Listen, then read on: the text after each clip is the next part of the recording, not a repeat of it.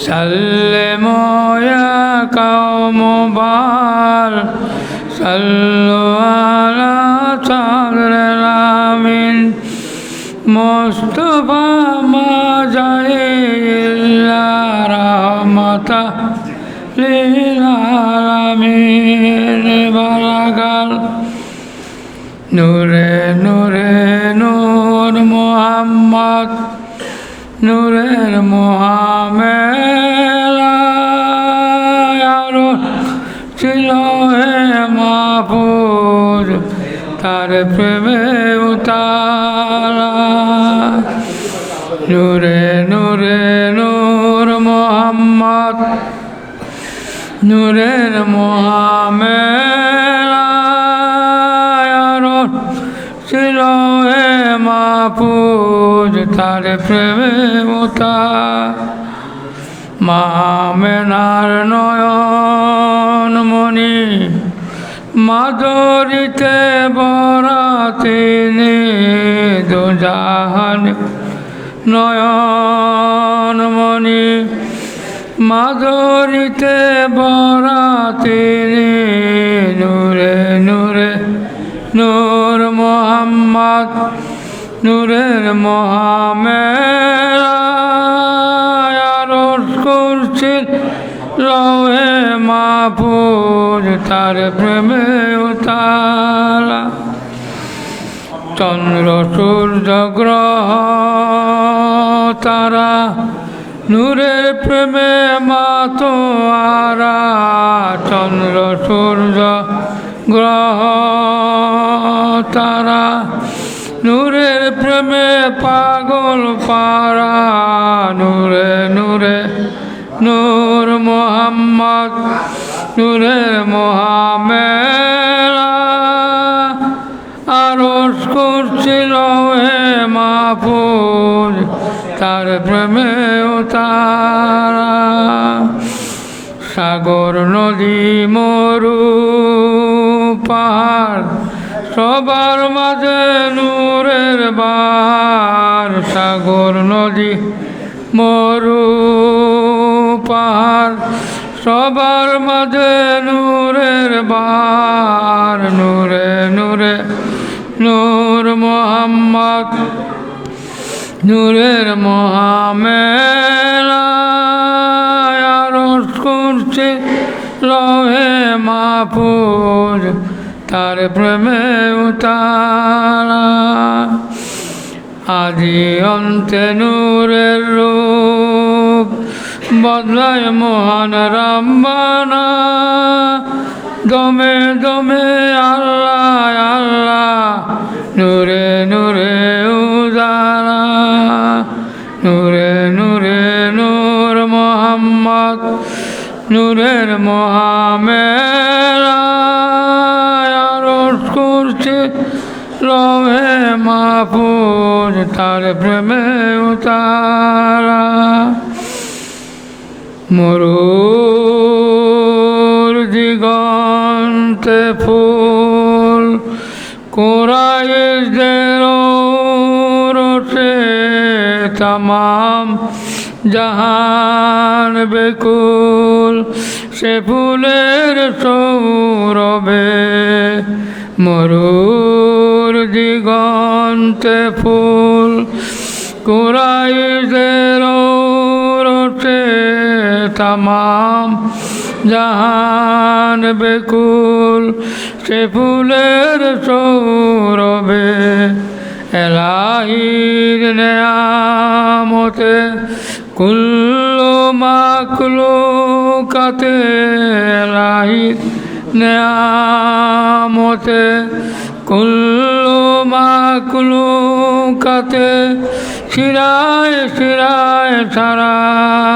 নবীজির মহব্বতে নবীজির আগমনে পেরেশানের ভুবনে নবীজির আগমনে পেরেশানের ভুবনে কানায় কানায় নাজাত সে ফুলের সৌরভে বিরান মরুর পথে রহমত বরকতে বিরান মরুর পথে রহমত বরকতে সারা জানাকুল সে ফুলের সৌরভে। সাদাকাল্লাহুল আলিউল আযীম। আসসালামু আলাইকুম। ইনশাআল্লাহ হুজুর এসে পড়তেছেন, আপনারা যে যেখানে আছেন এসে বসেন ক্লাসে। এখন বক্তব্য রাখবেন আলহাজ আবুল ফাত্তাহ। দুইটাই? ও আচ্ছা আচ্ছা, আলহাজ আবুল ফাত্তাহ।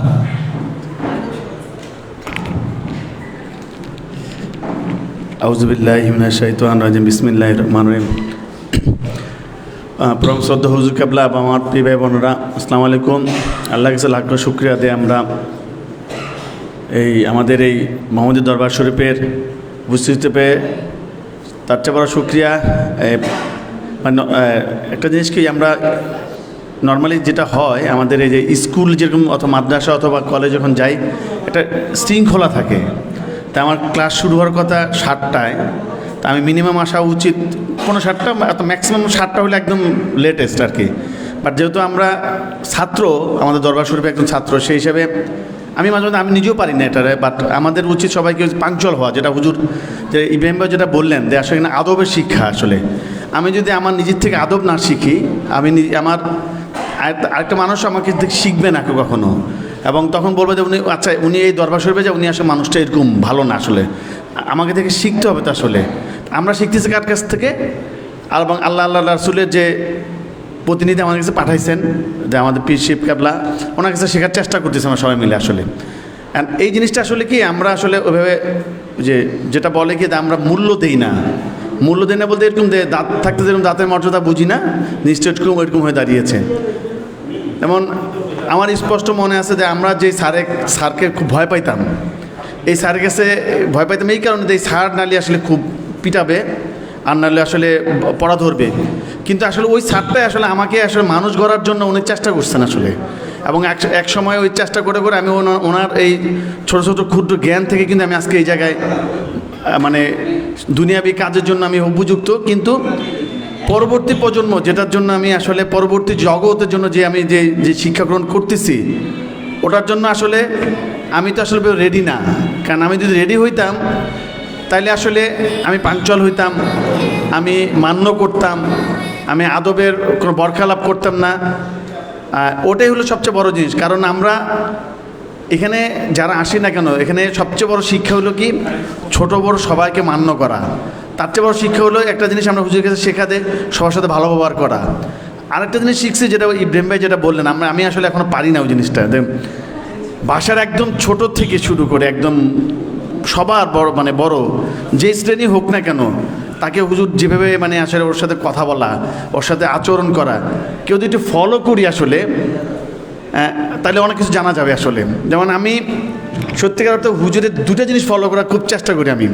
যেমন আমি জানি না আমি পারি কি না, হুজুরের যেমন ওয়ে অফ ডেলিভারি যেটা বলে, মানে যখন কথা বলে নির্দ্বিধায় কথা বলতে থাকেন, একটা পর একটা টপিক্সে একটা টপিক হুজুর বলতেছেন। মানে আমি যত দুনিয়াবি কথা বলতে পারি, বাট এই ইসলামিক জ্ঞানের জায়গায় হুজুর খুব দ্রুতভাবে বলতে থাকেন আর কি। এটা জিনিস হুজুরের কাছে নেওয়ার চেষ্টা করছি। আরেকটা জিনিস নেওয়ার চেষ্টা করছি হুজুরের কাছে, যে একটু থাকা, মানে খুব মার্জিতভাবে থাকা। এই কারণে মার্জিতের কথাটা এই কারণে বললাম, ধরেন কেউ মনে কষ্ট নিয়ে না অনেকে আসলে। ধরেন আমরা যখন স্কুলে যাই, অথবা প্রত্যেকটা ড্রেস কোড আছে একটা, আমার এই দরবার শরীফে একটা ড্রেস কোড থাকা উচিত। যেমন আমি সবাই পাজামাঞ্জি পরে আসা উচিত, কারণ আমি তাহলে কীভাবে সালে করলাম। না, ওই জিনিসটা আমি চেষ্টা করি, কারণ এটা ব্যাপারটা ড্রেস করতে এই কারণে দরকার, তার আমাকে থেকে শিখবে আরেকজন। আসলে আমি কিছু জিনিস আছে হয়তো আমরা পারি না, বাট চেষ্টা করতে তো সমস্যা নেই। বাট ওই জায়গাটা হচ্ছে কি, আমরা যতক্ষণ যদি না শিখবো, আমার থেকে আমার ছেলে শিখবে না, ছেলের থেকে তার বন্ধুরা শিখবে না, কেউ আসবে না সামনে। তা ওটাই আসলে যেমন আমি বয়স তো কম হলো না, দেখতে দেখতে প্রায় 40-এর উপরে, প্রায় 50-এর কাছাকাছি দিকে আগাচ্ছি আর কি। কালকে একটা মিটিংয়ে বলতেছিলাম যে হুজুরের কাছে শিক্ষা অনুযায়ী আমার 60 বছর জিন্দিগিতে আমি আসলে কতটুকু করছি, এই জিনিসটা যখন আমি ওদেরকে ব্যাখ্যা করতেছিলাম মিটিংয়ে, পুরো আমার এখানে অডিয়েন্সে ছিল প্রায় 100 জন মানুষ, সবাই চুপ হয়ে গেছে, ভাবতে পারি এটা শিখলেন কোত্থেকে আপনি আসলে। তখন আমি বললাম যে আমার একটা স্কলার আছে, ওরা তো পীর সাহেব বলে বুঝানো যতটুকু, মানে ফরেনার এবং ওরা, আমি বললাম একটা স্কলার আছে, যে স্কলার আমাকে শিখাইছে আসলে আমার লাইফের কতটুকু সময় আমি আসলে ব্যয় করছি আর কতটুকু সময় আমি রেডি আছি পরবর্তী জায়গার জন্য। তো আমি যখন অ্যাকচুয়ালি বোর্ডে যখন ক্যালকুলেশন করে বুঝাই দিচ্ছি যে আমার লাইফের আসলে আমি মাত্র 5টা বছর হাতে আছে কিনা আমার সন্দেহ আছে আসলে।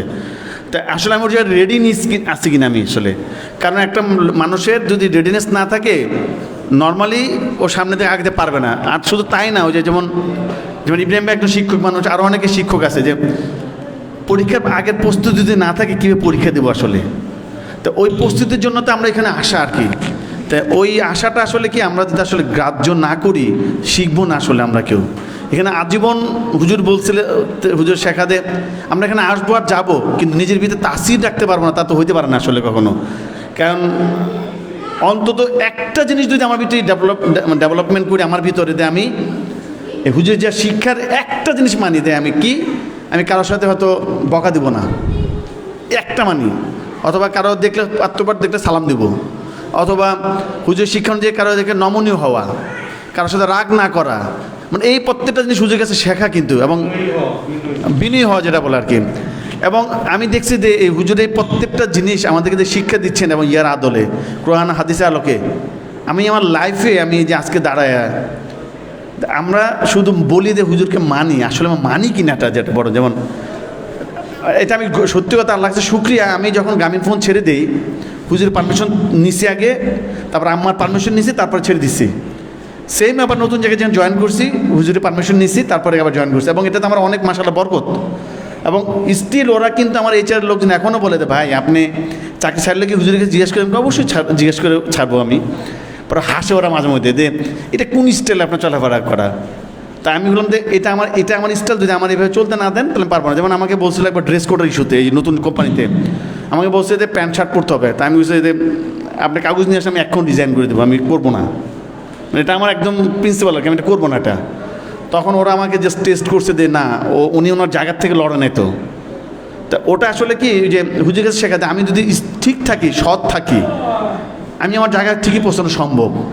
তা আমরা সবাই আল্লাহর কাছে দোয়া করি যে আল্লাহ যাতে আমাদের পীর সাহেব কেবলা যাতে ওনার হায়াতের তৈবা দান করে, এবং আমরা যাতে ওনার সভাপতি থেকে এবং ওনার ছায়াতলে থেকে আমরা অনেক দূর আগাইতে পারি।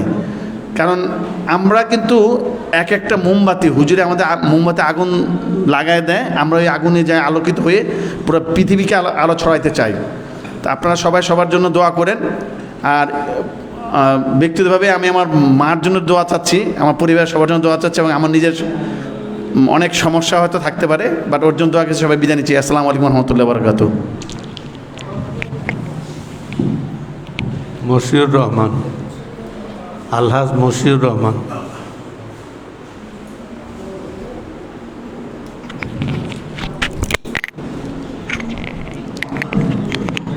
আউযুবিল্লাহি মিনাশ শাইতানির রাজিম, বিসমিল্লাহির রহমানির রহিম। পরম শ্রদ্ধেয় হুজুর কেবলা, আম্মাজান, পীরমা, উপস্থিত পীর ভাই বোনেরা, আসসালামু আলাইকুম। আমি একটু দেরি করে ক্লাসে এসেছি, সঠিক সময় আসতে পারিনি। তো এসে আবুল ফাত্তার বক্তব্য আমি যতটুকুই শুনলাম, আসলে জীবনের যে মৌলিক বিষয়গুলো ডিসিপ্লিন রিলেটেড সেটাই বললো। আমি নিজে লুঙ্গি পরে আছি, অবশ্যই এটা দরবারের ড্রেস কোডের হয়তো ভায়োলেশন। তো একটা বিষয়ে আমরা যখন অভ্যস্ত হয়ে যাই, সেটা ঠিক আমরা বেয়াদবির জন্য করি ব্যাপারটা ঠিক তাও নয়, তবে আমাদেরকে সচেতন হতে হবে। তো এই সচেতনতা যেন আমি নিজের মধ্যে থেকে শুরু করতে পারি, এবং আমাদের অন্যান্য পীর ভাই যারা আদব রক্ষা করবেন বলে মনস্থ করেছেন, তারাও ওর বক্তব্য অনুসরণ করতে পারেন। তো আমি ওর মতো এত সুন্দরভাবে বক্তব্য স্থাপন করতে পারবো না। ও বর্তমানে যেখানে আছে বা আগে যেখানে ছিল সেখানে কাজের হিসাবেই বক্তব্যগুলো চলে আসে মিটিংয়ে। আমি অনেক দিন যাবৎ এই মিটিং থেকে বিচ্যুত আছি। তো আমি খুব ছোট একটা মৌলিক বিষয় আলোকপাত করছি। আমাদের মরহুম হুজুর কেবলা একটা বিষয় আমাদেরকে বলেছিলেন, সম্ভবত বর্তমান হুজুর কেবলা একটু টাচ দিয়েছেন। আমরা যারা হুজুরের নির্দেশে বিভিন্ন খাতের কালেকশনের দায়িত্বে আছি, তো আমার এই খাতার মধ্যে আমি দেখতে পাচ্ছি যে আমাদের মহল্লা আমার জানা মতে যারা সামর্থ্যবান আছেন তাদের কারো কারো নাম নাই, অথবা একটা সময় তাদের নাম ছিল, তো মাসের পর মাস তারা না দিতে হয়তো তারা নিজেও ভুলে গেছেন তাদের কী পরিমাণ অ্যামাউন্ট তারা কমিটমেন্ট করেছিলেন বা কবে থেকে তারা দিচ্ছেন না। আমি নির্দিষ্ট করে কারো নাম বলার জন্য এখানে দাঁড়াইনি। আমি স্বনির্বন্ধ অনুরোধ করছি আল্লাহরই ওয়াস্তে, এই দিনী দরবার আমাদের সম্মিলিত খেদমতের উসিলে আল্লাহ চালাচ্ছেন। আমরা খেদমত না করলে আল্লাহ চালাবেন না, ব্যাপারটা তা নয়।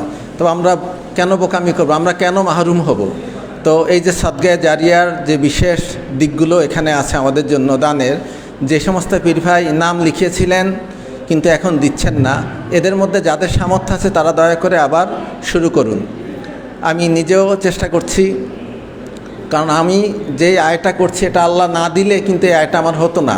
সমস্ত অর্থ, বিত্ত, প্রভাব, প্রতি সমস্ত কিছুর মালিক কিন্তু আল্লাহ। আল্লাহ ছিটে ফোঁটা আমাদেরকে দিয়ে পরীক্ষা করেন। কখনো আমাদেরকে টাকা দিবেন, কখনো আমাদেরকে ক্ষমতা দিবেন, কখনো যশ প্রতিপত্তি দিবেন, আবার আল্লাহ কিন্তু এগুলো নিয়েও নেন। তো এগুলো সবগুলো হজম করে যে ব্যক্তি আল্লাহর পথে চলতে পারবে তিনি প্রকৃত বুদ্ধিমান এবং তিনি খাঁটি বান্দা। তো আল্লাহ পাক আমি থেকে শুরু করে আমাদের পীর ভাই বোনরা যারা কোনো বিষয়ে একটু গাফেল আছি, সেই বিষয়গুলোতে আমরা একটু সচেতনার সাথে গাফিলতিতে আমরা দূর করে দিই নিজের কল্যাণের জন্য।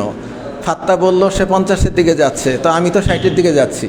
তো ব্যাপার হলো এই যে এখন আমরা বোনাস হায়াত পাচ্ছি, এই হায়াতটুকু যেন আমাদের জন্য নেক হায়াত হয় এবং আমরা আমাদের পরকালের পাথের জন্য এখান থেকে যেন কিছু করে যেতে পারি। তো এই যে দুনিয়ার পিছনে আমরা ঘুরি, এর পিছনে একটা উদ্দেশ্য আছে। উদ্দেশ্যের বেশিরভাগ কিন্তু আমাদের অর্থ, সেটা চাকরি হোক, সেটা ব্যবসা বা যে কোনো মাধ্যমে হোক না কেন। তো এই কষ্টলব্ধ অর্থই কিন্তু আমার জেসমানি শ্রমেরও কিন্তু একটা প্রতিরূপ বলা যেতে পারে। কাজে আসুন আমরা দরবারের খাতাগুলো যেখানে আছে, আমি, শামসু ভাই, ইব্রাহিম, শকত ভাই, আমরা যেখানে যেভাবে কালেকশন করছি আসেন আমরা আমাদের সামর্থ্য অনুযায়ী প্রত্যেকটাতে আমরা কন্ট্রিবিউট করি স্রেফ আল্লাহরই ওয়াস্তে। আল্লাহ আমাদের সবাইকে নেক হায়াত দেন এবং হুজুরের নির্দেশ অনুযায়ী আমাদের বাকি জীবনটা আমরা অতিবাহিত করে যেন আল্লাহর দয়ায় আমরা যেন মুসলমান হয়ে মৃত্যুবরণ করতে পারি এবং মৃত্যুর পরে আমরা সবাই যেন হুজুর কেবলার জানাজা পেতে পারি। আল্লাহ আমাদেরকে সেই নেক হায়াত দান করুন এবং সেই সৌভাগ্য আমাদের দান করুন। আসসালামু আলাইকুম ওয়া রাহমাতুল্লাহ।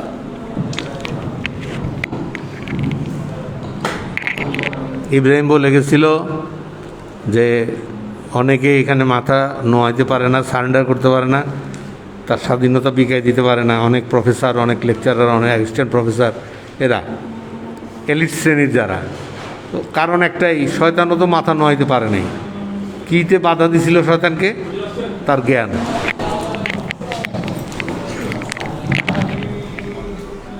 আসসালামু আলাইকুম। জানলাগুলো খুলে দিতে হবে, জানলাগুলো সব লাগানো, সাফোকেটেড হয়ে গেছে একেবারে। আমরা সবাই থাকুন না, বিশ্রাম করছি। হ্যাঁ, এটা তো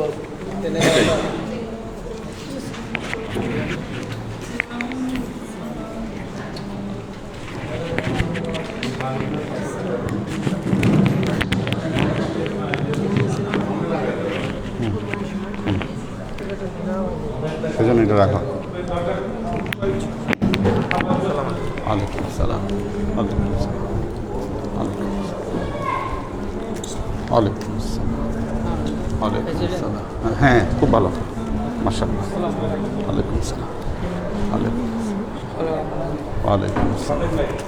ওয়ালাইকুম আসসালাম। বসেন, মাশাআল্লাহ। ওয়ালাইকুম। ও আচ্ছা, ঠিক আছে, দেখি। আচ্ছা, ছেলেকে দাওয়াত দিচ্ছি, ঠিক আছে, বসেন। ওয়ালাইকুম আসসালাম। ওয়ালাইকুম আসসালাম।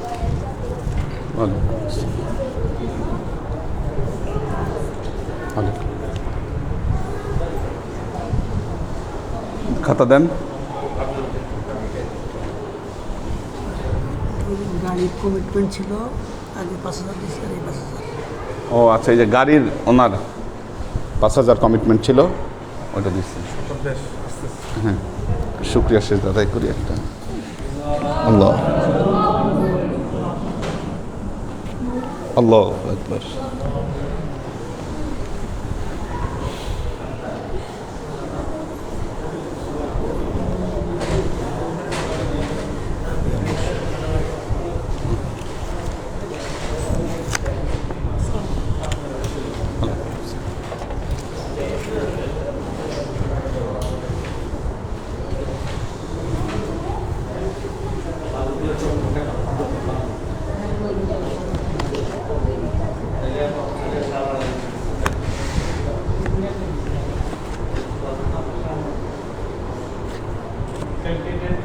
ওইটা আব্দুল হাফিজ কে দিছে? হাসিফ ভাই। হ্যাঁ হ্যাঁ, ঠিকই, এটা তো ওনার স্টাইল তো এরকম, ওনার সব কিছুতে আলাদা স্টাইল। এটা রেখে দিও অফিসে, এটা অফিসে রেখে দিও।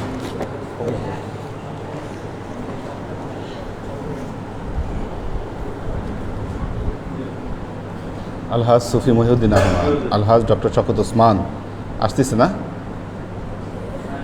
আলহাজ সৈয়দ আহমদ মজুমদার, আলহাজ নরেন্দ্র মিরপুর, আলহাজ শামসুল হক, আলহাজ আবু জাইদ ওহিদুল হক চশমা নিয়ে আস, আলহাজ খাদেমুল ইসলাম খানু, আশিকুর রহমান, মিজানুর রহমান, মোহাম্মদ সুলাইমান, গোলাম রব্বানি, আলহাজ ইব্রাহিম খলিল, মকসুদুল আনাম, আমিনুল ইসলাম দরবার, মশিউর রহমান, ফখরুল ইসলাম সায়েম,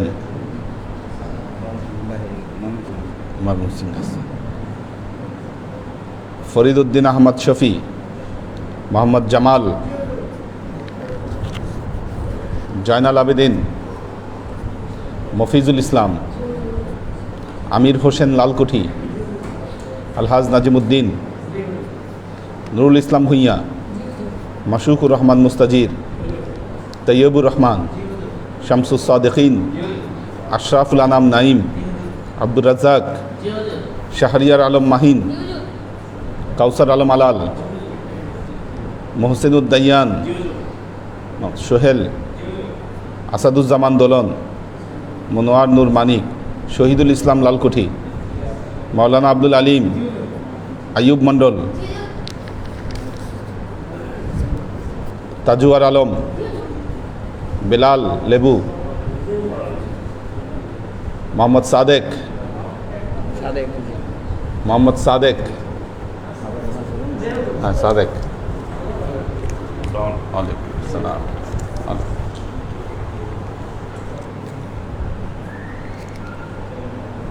মারুফুর রহমান, মারুফুর রহমান আসে নাই না, তাপসিন, মুস্তাকিম শেখ, মোহাম্মদ রানা,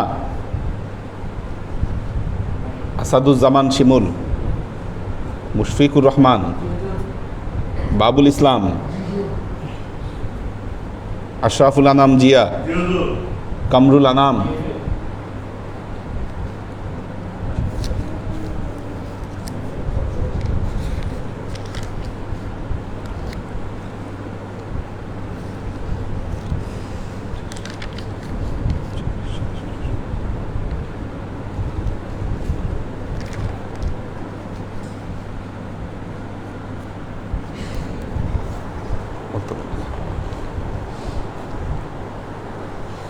শ্রদ্ধা হুজুর কেবলা, আমার বীর ভাই বোনেরা, আসসালামু আলাইকুম।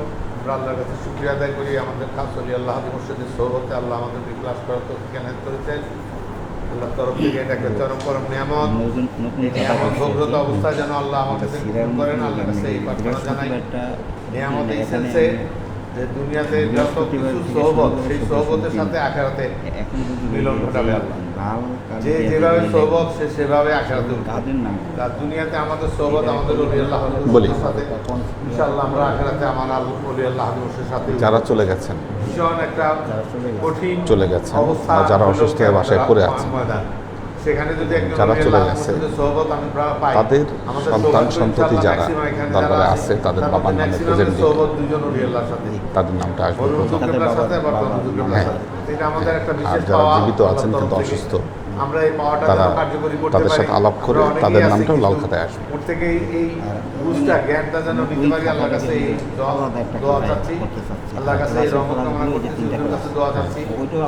ঠিক আছে। সত্যিকার অর্থে ঠিক আছে। এই ওগুলো আমাদের দিন দিন বাড়তে ভালোবাসাটা নিতে পারি, ঠিক আছে। এই প্রেমটা নিতে পারি দুনিয়ার ঠিক আছে। প্রতি প্রেমের এই থেকে। যে ওগুলো আমি আল্লাহ প্রেম ইয়েতে করেছেন, মানুষের করতে মহব্বত করেছেন, প্রত্যেকটা ইসে আমি মানুষকে সৃষ্টি 100টা করেছেন। সিরিয়াল করে রাখি। সেই প্রেমের আলোকে হুজুর পাক সাল্লাল্লাহু আলাইহি ওয়াসাল্লাম তৈরি করেছেন এবং হুজুর পাক সাল্লাল্লাহু আলাইহি ওয়াসাল্লামের প্রেজেন্ট আছে প্রেমের আবর্তনে আর পর্যায়ক্রমে যারা আসবে বিবর্তিত হইতে আস্তে আস্তে সমস্ত নবী রাসূল ওলি আল্লাহ মোসেস গাউস কুতুব সবাই সৃষ্টি হয়েছেন, সবাই দুনিয়াতে আসছেন। নামগুলো যেগুলো রাসূলুল্লাহ সাল্লাল্লাহু আলাইহি ওয়াসাল্লাম সৃষ্টি হয়েছেন যাদের আদম আলাইহিস সালামের বহু আগে। তাদের নামগুলি আদম আলাইহিস সিরিয়াল সালামের সৃষ্টির মানে বহু ইয়ে পূর্বেই অনুযায়ী আর কি হুজুর ওইভাবে পাক উল্লেখ সাল্লাল্লাহু করি আলাইহি ওয়াসাল্লাম না বলেছিলেন। না আর কি তো আমরা সেই না, ওটা নবীর দরকার উম্মত। নাই। এবং আমাদের আরো প্রাউড এবং গর্বিত হওয়ার স্কোপ আল্লাহ দিচ্ছেন যে অনেক নবীরা উম্মত হইতে চেষ্টা করছেন, আল্লাহর কাছে প্রার্থনা করছেন আমাকে উম্মত করে দাও। আল্লাহ একজন নবীর প্রার্থনা কবুল করছেন, ঈসা আলাইহিস সালাম, ওনাকে আবার উম্মত হিসাবে আমাদের কাছে প্রেরণ করবেন, হুজুর পাক সাল্লাল্লাহু আলাইহি ওয়াসাল্লামের উম্মত। আমরা এই ব্যবস্থাপনা যেন ইনশাআল্লাহ কার বুঝতে পারি যে আমাদের জন্য আল্লাহর কাজ দয়া, আল্লাহর কাজ অটোমেটিক্যালি পেয়ে গেছি। একটা দরবারে যখন জিনিস হয় একটা হাতে অটোমেটিক এসে গেলে অবাক লাগে যে থেকে এসে গেল, ও আচ্ছা কিছু হচ্ছে, সেই জন্য আসতে গেল। সমস্যা আছে। আখেরা তো সেরকম ভাবে যখন অটোমেটিক্যালি আমরা এই জায়গাগুলো দুনিয়ার এই জায়গাগুলো কার্য সম্পাদনের জায়গাগুলো পেয়ে যাবো, তাহলে তখন আমরা বুঝতে পারবো যে আসলে দুনিয়া থেকে আরো কেন কাজ করবো, একটু প্রবলেম আছে, শয়তান কেন সাবঅর্ডিনেশন দিতে পারে নাই। ওভারেতে সমস্যা আছে, বলতেছিল যে অনেক প্রফেসর, সিস্টার্স অনেক লেকচারার, অনেক অ্যাসিস্ট্যান্ট প্রফেসর, অ্যাসোসিয়েট প্রফেসররা ওলি আল্লাহ হাবিব মুর্শিদকে মানতে চায় না, তাদের দরবারে এসে বর্ষতা স্বীকার করতে চায় না। কারণটা কি? তাদের বাধা কোথায়? সমস্যা আছে। বাধা একটা জায়গায় যে আমি তো কম পড়ি নেই, আমি এত মোটা মোটা বই পড়ে আসছি, এত বড় বড় বই পড়ে আমি প্রফেসর হয়েছি, ডক্টর হয়েছি, তো সুতরাং আমি তো অনেক কিছু জানি। আমরা হুজুরের নির্দেশে একটা মিলন মেলায় গেলাম, সেখানে বিভিন্ন পৃথিবীর বিভিন্ন ধর্মের স্কলাররা আসতেছিলেন, বিভিন্ন স্কলার বিভিন্ন আলাপ আলোচনা করলেন, কিন্তু আল্লাহর কাজ দয়া, আমাদের ওলি আল্লাহ হাবিব মুর্শিদ অল্প কথায় চুম্বক কথায় কথা শেষ করে দিলেন এবং যেই কারণে ওখানে গেছেন সেটা ফুটাই তুললেন। কিন্তু অন্যরা তা পারলো না কেন? 3 মিনিট করে সময় দিয়েছে সবাইকে আবার ওই কাগজ দেওয়ার সিস্টেম দেখলাম, এইটা শিখলাম প্রথম যে কাগজ কেমনে দেয়, যে ভাই আপনার সময় শেষ, সংক্ষিপ্ত করে। তাই ভদ্রলোক সে আগে থেকে বললো যে কাগজ দিলে আমি পছন্দ করি না, কাগজ দেওয়াটা আমি খুব ঘৃণা বোধ করি, অপমানিত বোধ করি, এই সেই করে কাগজের বিরুদ্ধে অনেক কিছু বললো, মানে সময় নির্দিষ্ট করে দেওয়াটা উনি পছন্দ করেন না, না। আমাদের উপরে যে প্রোগ্রাম হলো আমি তো কাগজ নিয়ে বসছিলাম, এই যখন একটু নড়াচড়া করছি তখনই সবাই বক্তব্য শেষ করে দিচ্ছে, উপরে বুঝছে যে কাগজ দিব। তো এই যে হুজুরের বিনয়তা, এখানে একটা কতটুকু শালীনতা বোধ রক্ষা করলেন হুজুর, ফুসফুস করতেছেন বা ওনার দৃষ্টি আকর্ষণ করতেছেন যে এখন সময় জ্ঞান আর করেন, কন্ট্রোল করেন সময়কে। তো যাই হোক, তো যেটা শিখলাম সেটা হলো বিনয়ের সাথে প্রকাশ করা, যে হুজুর কত সুন্দরভাবে অল্প কথায় স্বল্প সময় সেটা বিশ্লেষণ করে দিলেন। এবং এরপরে যে কজন বক্তাই ওখানে আসছেন, হিন্দু হোক, বৌদ্ধ হোক, বিভিন্ন ধর্মের সমস্ত ওখানে আসছিলেন, তো ওনারা সবাই নিজের ধর্মের প্রশংসা করতে করতে এরকমভাবে হয়ে গেছে যে সময় জ্ঞান হিতায় নষ্ট করে ফেলতেছে। হুজুর কিন্তু আমাদের ধর্মের, আমার ওলি আল্লাহ আমাদের হুজুর পাক সাল্লাল্লাহু আলাইহি সাল্লামের সোপান, বিশ্ব মানবতার জন্য উনি তো আসছেন দুনিয়াতে। হিন্দু মুসলিম খ্রিস্টান বলে কিছু আসেন নাই, উনি আসছেন মানুষের জন্য, নাচের জন্য। সেটা এত সুন্দরভাবে বিবৃত করলেন, সব হৃদয়ঙ্গম করলো। কীভাবে বুঝলাম? আমরা একটা বৌদ্ধ ধর্মের ওদের পাশে বসছিলাম ওই সিটে, সর্বতার আমরা ওখানে বসলাম, ও বৌদ্ধরা সবাই বলতেছিল হুজুরের কথা। তো সেটা শুনে আমরা বুঝলাম যে আমরা যে হুজুরকে মূল্যায়ন করি, আমাদের সেই মূল্যায়নের জ্ঞানই নেই। কারণ ওদের কাছে যে মূল্যায়িত হয়েছে, ওরা যেভাবে বিশ্লেষণ করলো, সেটার সাথে আকাশ আর পাতাল বেশ কম। কারণ একটাই, আমরা হুজুরকে সহজে পেয়ে যাচ্ছি, হুজুরের কথা সর্বত্র শুনতেছি, কিন্তু ভিতরে নিতে পারতেছি না। ওরা যেহেতু নতুন শুনছে এবং ধর্মের বিশ্লেষণটা এত সুন্দরভাবে শুনলো যে মানবতার কল্যাণেই হুজুর পাক সাল্লাল্লাহু আলাইহি ওয়াসাল্লাম আসছেন। আল্লাহ হলেন রাব্বুল আলামিন আর হুজুর পাক সাল্লাল্লাহু আলাইহি ওয়াসাল্লাম রাহমাতুল লিল আলামিন। দুজনই আলামিনের জন্য একজন বরকত স্বরূপ আর একজন আলামিনকে পালনেওয়ালা। এই যে যোগসূত্রটা এটা এমনভাবে বুঝাই দিলেন যে মধ্যখানে আর কোনো ধর্ম আছে এরকম কোনো ব্যাপারই নেই। ধর্ম একটা, আল্লাহর মনোনীত ধর্ম যেটা সেইটাই।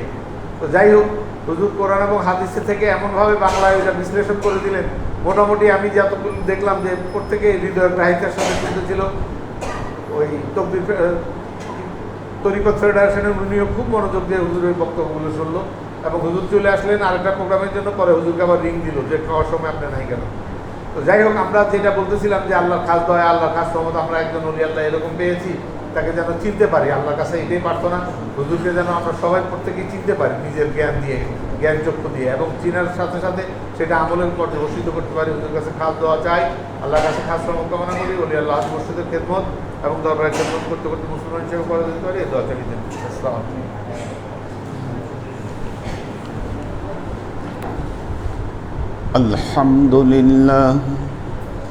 الحمد لله نحمده ونستعينه ونستغفره ونؤمن به ونتوكل عليه ونعوذ بالله من شرور أنفسنا ومن سيئات أعمالنا من يهد الله فهو المهتدي ومن يضلل فلن تجد له وليا مرشدا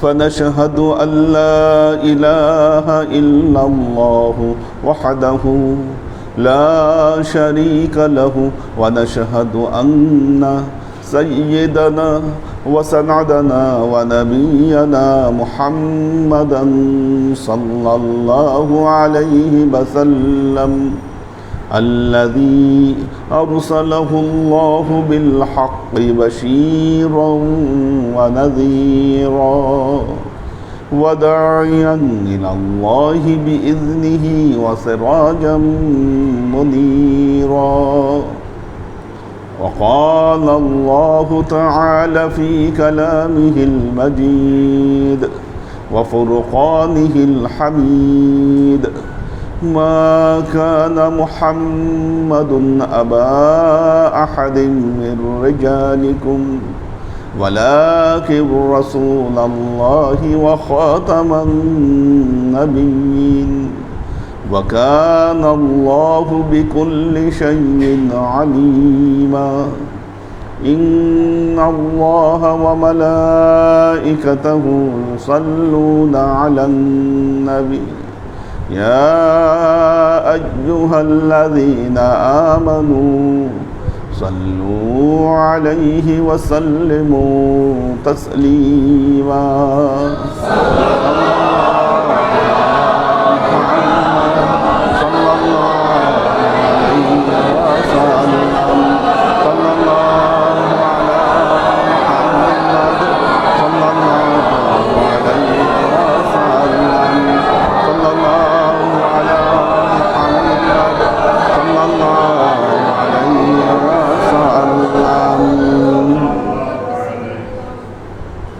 আল্লাহর আশিক ও সালেক বৃন্দ,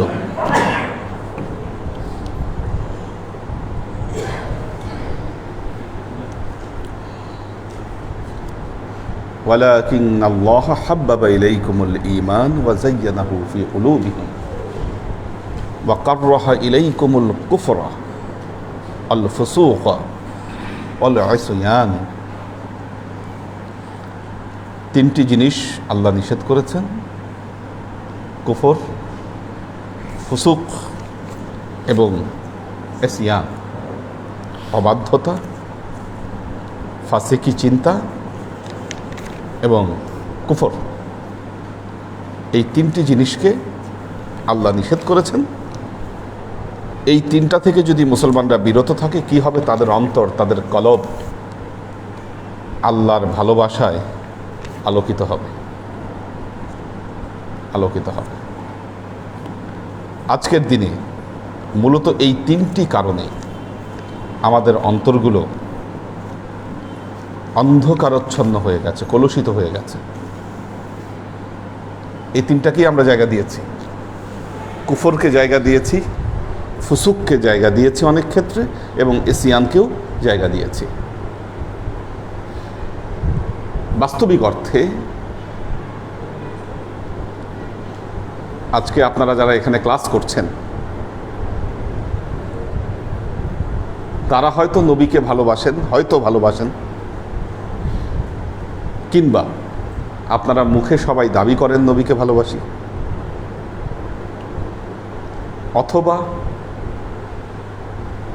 অথবা নবীর প্রতি ভালোবাসা, এতাআত শুধু আপনাদের এই পরিমণ্ডলে সীমাবদ্ধ থাকে, এখান থেকে বের হয়ে গেলে আর এতাআত থাকে না, বা ভালোবাসা ওটারও কোনো প্রকাশ থাকে না, এখান থেকে বের হয়ে যাওয়ার সাথে সাথে সব শেষ হয়ে যায়। এটা ইসিয়ানেরই অন্তর্ভুক্ত হয়ে যায়। হুজুরকে মান্য করি যখন হুজুরের সামনে আছি, সব কিছুতে জি হুজুর, যাই বলে জি হুজুর, কিন্তু যখন হুজুরের সামনে থেকে চলে যাই বেমালুম ভুলে যাই, বা ধরেই নেই আর হুজুর তো নাই, এখন নাই তো হুজুর সামনে, সে কাজ করছি। দেখুন, তাকওয়া, মানুষের তাকওয়ার একটা বড় পরিচয় হচ্ছে সামনে যা থাকবে আড়ালেও তা থাকবে। তাকওয়াকে এভাবে অনেকে সংজ্ঞায়িত করেছেন, সামনে যা আড়ালেও তা। আমরা অধিকাংশ সময় যে চেষ্টাটা করি, মানুষের সামনে আমরা নিজেদেরকে ফেরেশতা হিসাবে প্রমাণ করি, কিন্তু আড়ালে গিয়ে আমরা ওই ফেরেশতার চরিত্র ভুলে যাই। একটা জিনিস মনে রাখবেন, এই টেন্ডেন্সির কারণে যুগে যুগে সুফি যারা ছিলেন, দেখবেন পার্সিয়ান সুফিরা নিজেদেরকে বলেছে রেন্দি,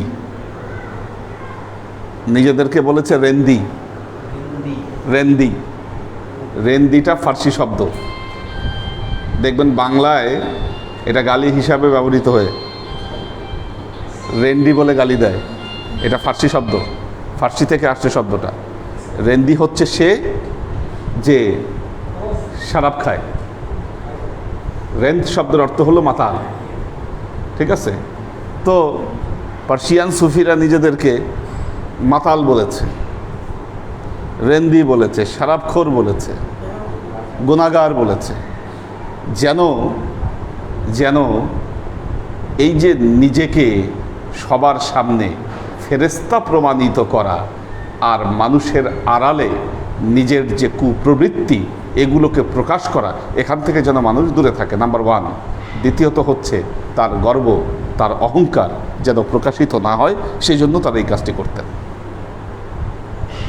দেখবেন খাজা মঈনুদ্দিন চিশতিকে সবাই বলে গরিব নওয়াজ, এরকম গরিব, নাচিজ, গুনাহগার নিজেদেরকে এভাবে বলেছেন, নিজেদেরকে গুনাহগার বলেছেন, নাচিজ বলেছেন। অথচ আমাদের স্বাভাবিক টেন্ডেন্সি হচ্ছে মানুষের সামনে আমরা ভালো সেজে থাকার চেষ্টা করি, আর মানুষের আড়ালে গিয়ে আমাদের খারাপ যত কাজ আছে সেগুলোকে আমরা আঞ্জাম দেই।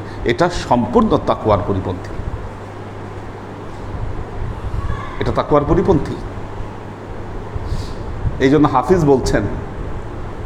বলছেন মসজিদ ইমাম খুদাস মালাকাশ মিগোয়া, মসজিদের ইমাম সে তার নিজেকে ফেরেশতা বলে, কাউলে মান হামিন আজকে উ আদাম নিস্ত। হাফিজ বলছেন আমার কথাও এক, এই লোক মানুষ না, এই লোক মানুষ না। অনেক বড় আলেম, তার এমন ভাবসাব, ধারের কাছে যেতে পারবেন না আপনি তার,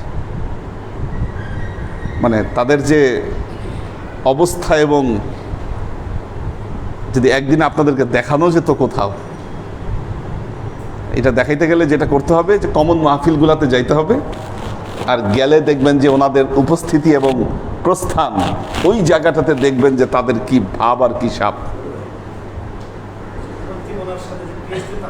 তারও আরও বেশি, রাইট, ঠিক আছে। তো এই যে বিষয়গুলো, এগুলো না মানুষের মনুষ্যত্বের সাথে সামঞ্জস্যশীল, না আল্লাহর নবী যে আধ্যাত্মিকতার দিগদর্শন দিয়েছেন এটার সাথে সামঞ্জস্যশীল। এজন্য দেখা যায় আমরা নবীকে মুখে বলি ভালোবাসি,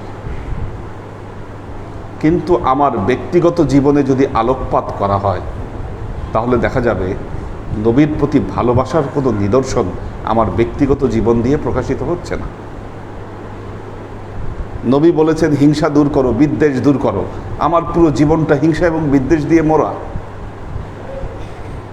নবী বলেছেন মানুষের জন্য ভালো চিন্তা করো, আমি ভালো চিন্তা করতে পারি না, আমি খারাপ চিন্তা করি মানুষের জন্য। কারো ভালো দেখলে আমার অন্তর জ্বলে কারো ভালো দেখলে। এই যে বিষয়গুলো যে আমরা বাহিরে প্রকাশ করছি যে আমি খুব আল্লাহওয়ালা মানুষ,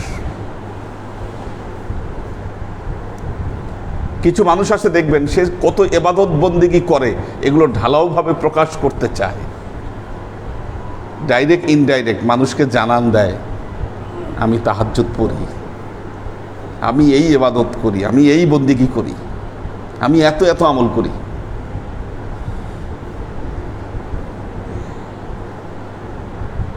দেখুন আল্লাহ নবী একটি কথা বলেছেন,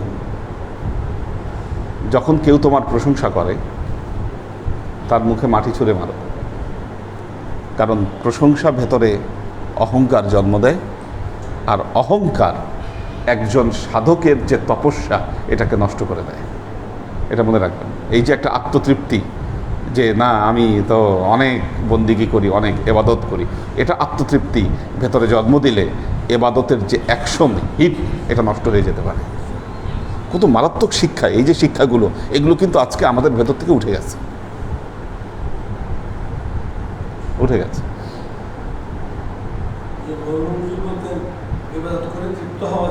তৃপ্ত হওয়া যাবে, রাইট, এটাই কথা।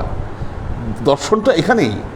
তৃপ্তি আনলে তো আপনি তৃপ্ত মানে কি, আপনি ভেতরে খুব স্যাটিসফাইড যে না আমি অনেক কিছু করে ফেলছি, তার মানে আপনার আমিত্ব এটাকে আপনি আরো বাড়িয়ে দিলেন। এটা হওয়া যাবে না। যারা আল্লাহর নবীর সালেক, আল্লাহর নবীর সালেক যারা, তারা থাকবে মাটির মানুষ, অহংকার মুক্ত, রাগ বিদ্বেষ মুক্ত, শুধুমাত্র মানুষের কল্যাণ কামনাই তারা করবে। রুহামাউ বাইনাহুম ওয়া আশিদ্দাউন আলাল কুফার। কিন্তু নবীর উপর যখন অপমান আসবে তখন আশিদ্দা, ওই সময় সে কোনো কম্প্রোমাইজ করবে না। কাজেই আল্লাহর আশিক ও সালেক বৃন্দ, এসিয়ান থেকে দূরে থাকতে হবে। জীবনের সকল পর্যায়ে চেষ্টা করতে হবে যে না আমি নবীর সুন্নতকে, নবীর দৃষ্টান্তকে জীবনে আমি প্রতিষ্ঠা করব। আপনি যখন বাসায় ফিরে যান, আপনি যখন সমাজে ফিরে যান, তখন আপনার আচরণ দেখে মানুষ যদি বলে যে তুমি এতদিন পীর সাহেবের মুরিদ হয়েছ, ক্লাস করো তুমি নিয়মিত, তাহলে তোমার এই অবস্থা কেন? প্রত্যেকটা সালেকের এই খেয়াল থাকা উচিত যে আমি যে আমার সমাজে, আমি যে আমার ব্যক্তি জীবনে যে রোল প্লে করছি, দরবারে আসলে সবাই তো সুন্দর মাথায় টুপি পরে, সুন্দর জামা কাপড় পরে এখন সামনে উপস্থিত আছেন, সবাই সুন্দর হালতে আছেন, কিন্তু বোঝা যায় হালত এখান থেকে গিয়ে যখন আপনি আপনার বাসায় চলে যাচ্ছেন, বা আপনার চায়ের দোকানে বসতেছেন, তখন আপনার আসল হালত প্রকাশ পায়।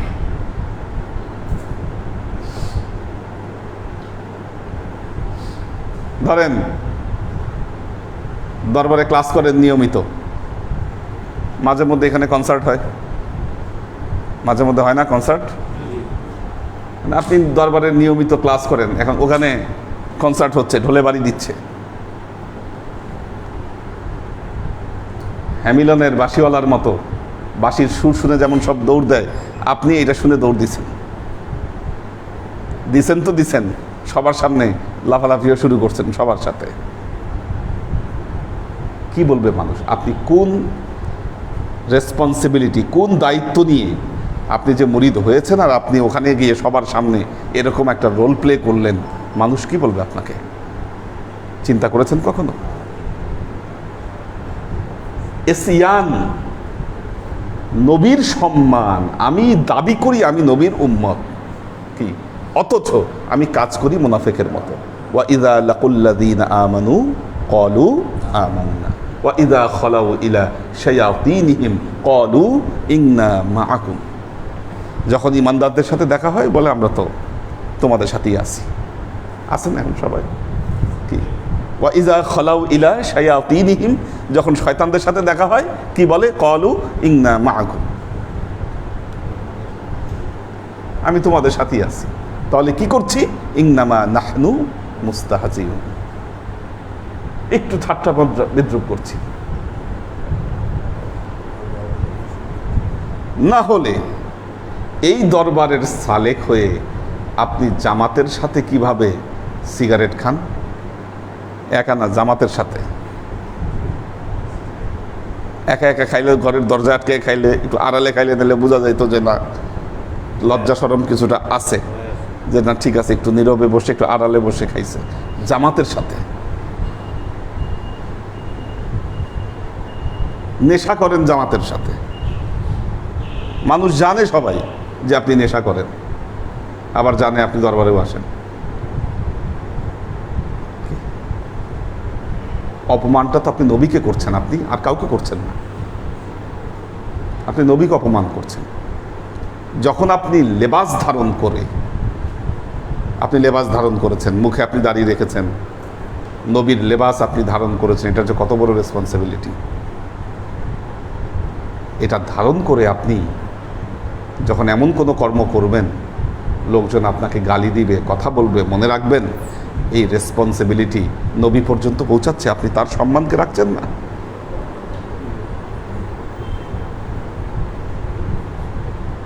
এটা একটা বড় দায়িত্ব। মানুষ আপনাকে বিচার করবে। উলাইকা হুমুর রাশিদুন, আল্লাহ বলছেন তারা সৎ পথ প্রাপ্ত হবে। এই তিনটা জিনিস থেকে যারা বিরত থাকবে তারা সৎ পথ প্রাপ্ত হবে।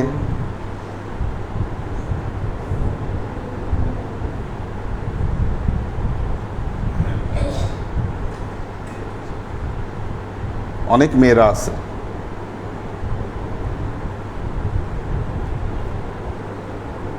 কত টাকা পয়সা যে খরচ করে শুধু কসমেটিক্সের পেছনে।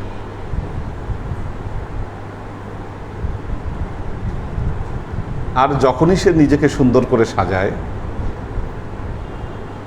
তার দর্শনই থাকে আমি এত সুন্দর করে সাজলাম, মানুষ যদি নাই দেখলো, কি এত টাকা খরচ করলাম আর এত সাজলাম, লাভ হলো কি? লাভ হলো কি? আল্লাহর অনেক বান্দি তিনতলায় বসে আছেন, দরবারে যখন আসতেছেন মাথায় সুন্দর হিজাব, বোরখা পরে, অথচ রাস্তা দিয়ে যখন যাচ্ছেন সুন্দর চুল ছেড়ে দিয়ে আপনি যাচ্ছেন। পৃথিবীতে মুসলিম নারীদের প্রধান আইডেন্টিটি কি? যত কিছুই ঠিক থাক আর না থাক, সারা পৃথিবীতে মুসলমানদের আইডেন্টিটির প্রথম ধাপ হচ্ছে মাথায় অন্তত পক্ষে হিজাবটা থাকবে। এটা তো ফরজ। ওয়াল ইয়াদরিবনা খুমুরিহিন্না আলা জুয়ুবিহিন্না, এই যে খুমুর ব্যবহার করা, আমরা হয়তো কেউ ট্র্যাডিশনাল বোরখা পরি, কেউ ট্র্যাডিশনাল বোরখা পরি না, যত কিছু আছে সব কিছুকে আপনি একটা মাত্রায় নিয়ে আসতে পারবেন যদি আপনার মাথায় খুমুরটা থাকে। তার মানে আপনি মুসলিম নারী, মুসলিম নারী। কিন্তু খুমুর যখন আপনার সাথে নাই, তখন কিন্তু আপনার আইডেন্টিটি ওখানেই ক্লিয়ার হয়ে যাচ্ছে যে আপনি আসলে কি, আপনি কোন জাতীয়।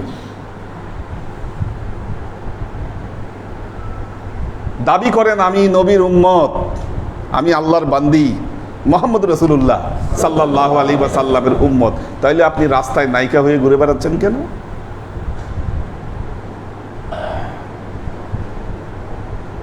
রাস্তায় নায়িকা হয়ে আপনি ঘুরে বেড়াচ্ছেন।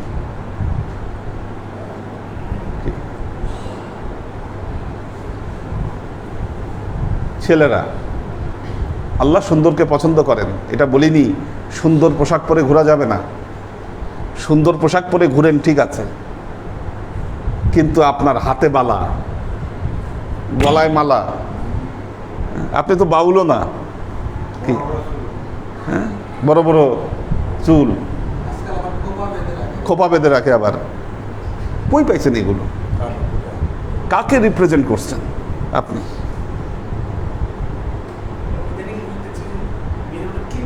ক্লিপ পরে, রাইট, হ্যাঁ ক্লিপ পরে। আচ্ছা, তার মানে কি আপনি কিন্তু এই যে ক্লিপটা লাগাইছেন বা খোপা লাগাইছেন বা আপনি যে ড্রেস লাগাইছেন, এটা তো আপনি নবীকে অনুসরণ করে করেন নাই। নিশ্চয়ই কোনো সিনেমায়, কোনো চরিত্রে, কোনো ক্যারেক্টারকে আপনি দেখেছেন, সেটাকে আপনি অনুকরণ করছেন। তার মানে কি আপনার মেন্টর, আপনার মডেল কে? আপনার মেন্টর, আপনার মডেল সে কে? মুহাম্মদ রাসূলুল্লাহ সাল্লাল্লাহু আলাইহি ওয়াসাল্লাম। যদি তাই হতো আপনার তো এই পরিণতি হতো না, এই পরিণতি হতো না আপনার। কোথায় আছেন আপনি? এত সহজ কাল কিয়ামতের ময়দানে আপনার নবী আপনার জন্য শাফায়াত করবে। বলেন কি ঠেকাটা পড়ছে? ইসলাম তো অনেক উদার, অনেক উদার। মেয়েদের কাজকর্ম করতে তো মানা করেনি ইসলাম, মেয়েদেরকে শিক্ষিত হতে তো মানা করেনি। আমি একটা অদ্ভুত বিষয় দেখেছি, ইরানে তেহরান বিশ্ববিদ্যালয়ে ছেলে মেয়ের সংখ্যা 60 এবং 40, ছেলে 40%, মেয়েরা 60%। আর সেখানে মেয়েদের মধ্যে দুই ধরনের, এক দলকে বলে চাদরি, এক দলকে বলে কাকলি। কাকলিরা মানে হচ্ছে ওখানে তো পর্দা করা একেবারে ফরজে আইন, রাষ্ট্রীয় আইন, ওখানে পর্দা ছাড়া কেউ রাস্তায় নামতে পারবে না, নামলে পুলিশ ধরবে। এখন ওরা মাথায় হিজাব পরে, না পারতে পরে, ওরা যে বোরখা পরে ওইটার নাম হলো মান্তু, মান্তু বলে। ওই হাঁটু পর্যন্ত একটা গাউনের মতো গায়ে জড়ায় আর মাথায় ছোট্ট একটা হিজাব কোনো মতে পরে থাকে, ওইটার ফাঁক দিয়ে চুল টুল সব বের হয়ে থাকে আর কি, মানে কোনো মতে পরে আর কি, আইনটা রক্ষা করে।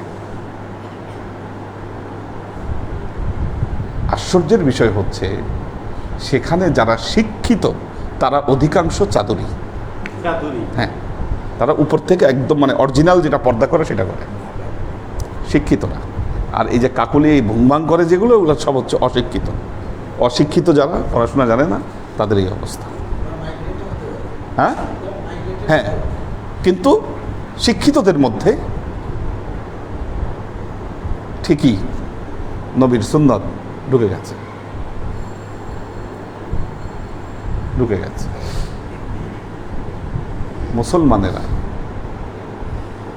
মুসলমানদের কেন এই পরিণতি, কেন এই পরিস্থিতি? কেন আপনারা জানেন যে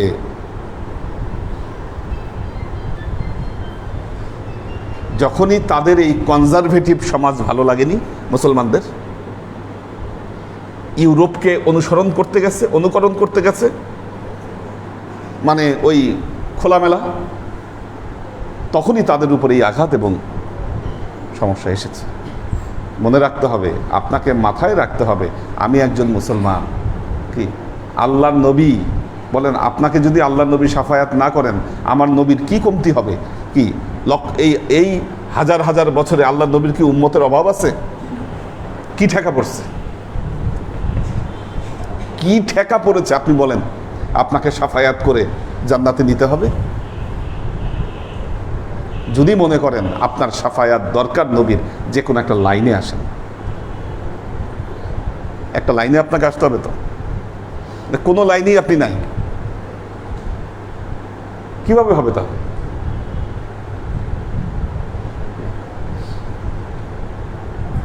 সমাজে আপনি পরিচয় দিতে চান, আজকের যুবক সমাজ, আজকের মেয়েরা, ছেলে মেয়ে নির্বিশেষে, ইয়াং যারা, মানুষের কাছে তারা ধার্মিক এই পরিচয় দিতে লজ্জা পায়। ধার্মিক এই পরিচয় দিতে লজ্জা পায়। তো আপনি ধার্মিক নয়, আপনি ধার্মিক নন, তাহলে আপনি কি? উনি বলতে চান আমি খুব আপডেটেড। আপডেটেড আপডেটেড মানে কি?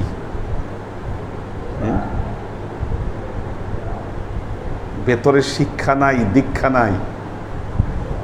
কাকের গায়ে রং মাখাই দিলে কি ময়ূর হয়ে যাবে?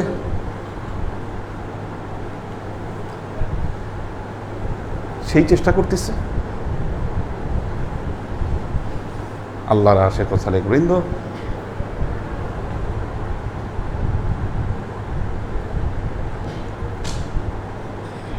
কাজেই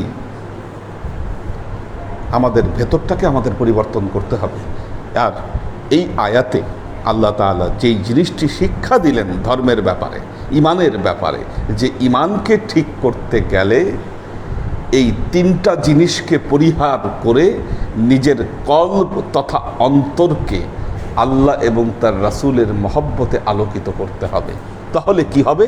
উলাইকা হুমুর রাশিদুন, তারা হেদায়েত প্রাপ্ত হবে। কঠিন সাবজেক্ট, এত ব্যাখ্যা, এত কিছুর দরকার নাই। শুধু দুইটা জিনিস, ভেতরের দর্শন পরিবর্তন করতে হবে এবং বাইরের অ্যাকশন চেঞ্জ করতে হবে। কি? এই দুটো জিনিস করতে হবে আপনাকে, দুটো জরুরি। ভেতরের দর্শন, বাইরের অ্যাকশন, দুটো চেঞ্জ করতে হবে। আপনি ভেতরে মডার্ন, ভেতরে আপডেটেড, ভেতরে আপনি অন্য গ্রহের মানুষ। কি এই অনেক মানুষ আছে মনে করে যে না এই সমাজ, এই দেশ, এগুলো আমার জন্য না। এটা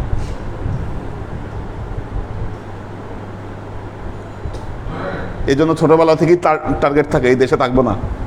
এই দেশ একটা বসবাসের জন্য দেশ হলো এটা, এখানে মানুষ থাকে, অমানুষ সব যা আছে সব। মাইকেল মধুসূদন দত্তের মতো, মাইকেল মধুসূদন দত্তের মতো ইউরোপ খুব ভালো লেগেছিল তার। বাংলায় কবিতা লিখতো না, ইংলিশে কবিতা লিখতো সে। বাংলা একটা ভাষা হলো এটা। এখন ইংলিশে কবিতা লেখে, এত কিছু করে, কি ইংলিশম্যান কেউ দাম দেয় না, পাত্তা দেয় না। গিয়ে দেখেন দেশের বাইরে ইউরোপে কোন চোখে দেখে আপনাকে এই সাদা মানুষগুলা। মানুষ মনে করে না, মানুষ মনে করে না, খালি গায়ের চামড়া একটু সাদা। আর সেখানে গিয়ে আপনি কি খুব ভাববেন না আমি ইংরেজি শিক্ষিত, আমি ইংরেজি শিক্ষিত। আল্লাহর আশিক ও সালেক বৃন্দ, বিজাতীয় কালচার ছাড়ুন, অ্যাকশন যেটা করতে হবে, বিজাতীয় কালচার ছাড়ুন, নিজেকে আপডেটেড, অন্য গ্রহের মানুষ, খুব মডার্ন, কিচ্ছু কাজে আসবে না, এগুলা কিছুই কাজে আসবে না। তাও যদি আপনার ভেতরে ক্যালিবার থাকে তাহলে ভিন্ন কথা। কিন্তু আমি দেখেছি যাদের মধ্যে ক্যালিবার আছে, ভেতরে অন্ততপক্ষে আল্লাহ এবং তার নবীর প্রতি একটা অন্যরকম ভালোবাসা তাদের কাজ করে। কিন্তু কিন্তু অনেকে হয়তো ভেতরের ফিলোসফি চেঞ্জ করতে পেরেছেন, অ্যাকশন চেঞ্জ করতে পারেননি। কারো কারো দুটাতেই সমস্যা আছে, কারো কারো দুটাতেই সমস্যা আছে, কারো কারো একটাতে সমস্যা আছে।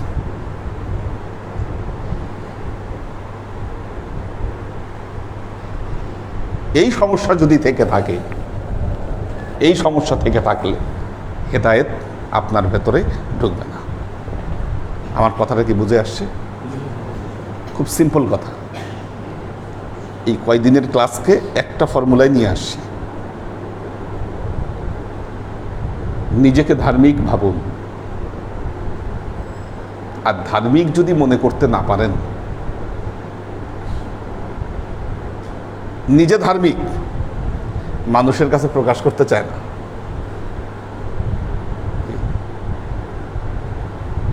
ইয়াং ছেলে, ইয়াং ম্যান, দেখতে শুনতে সুন্দর, সে জানে, উদাহরণ দিচ্ছি আর কি, বিয়ে শাদী হয় নাই, এখনো বিয়ে শাদী হয় নাই, ইয়াং ম্যান। এখন মানুষ যদি জানে সে ধার্মিক, বর্তমান জামানার হালচাল তো বুঝে না, মেয়েরা ধার্মিক মেয়ে পছন্দ, ধার্মিক ছেলে পছন্দ করে না, কি ধার্মিক ছেলে পছন্দ করে না। এখন সে মানুষকে বোঝাইতে চাইছে না আমি ধার্মিক না, আমি খুব মডার্ন, আমি খুব মডার্ন। লাভটা কি হবে? লাভটা কি হবে?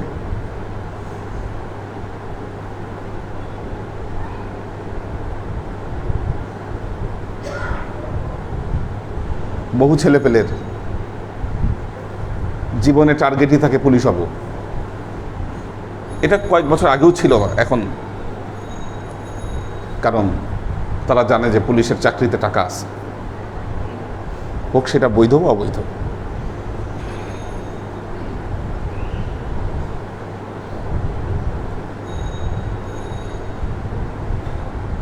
টাকা আছে।